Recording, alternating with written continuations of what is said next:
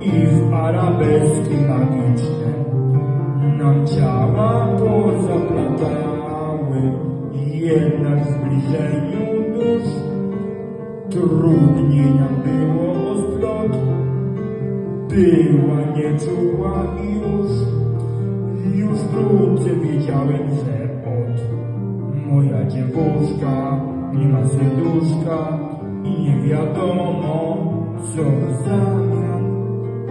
Może skarbankę w formie jabłuszka, co pestką z perły podzwania.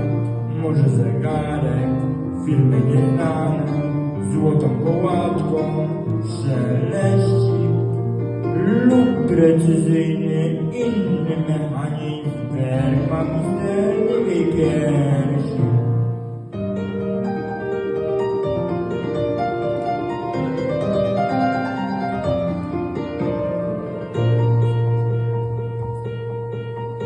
Chłodem jej miłość mnie czuła, chociaż było życzliwie, ja zaś ogromny jak była.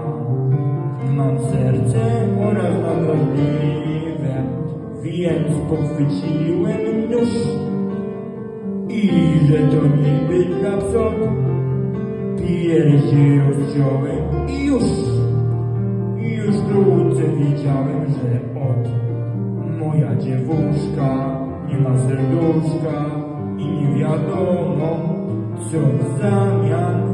Może skarbankę w formie jabłuszka, co pestką z perły podzwania.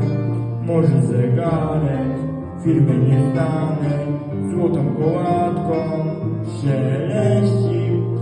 Był tam zwyczajny świerszczyk blaszany, co go niechcący uśmiercił.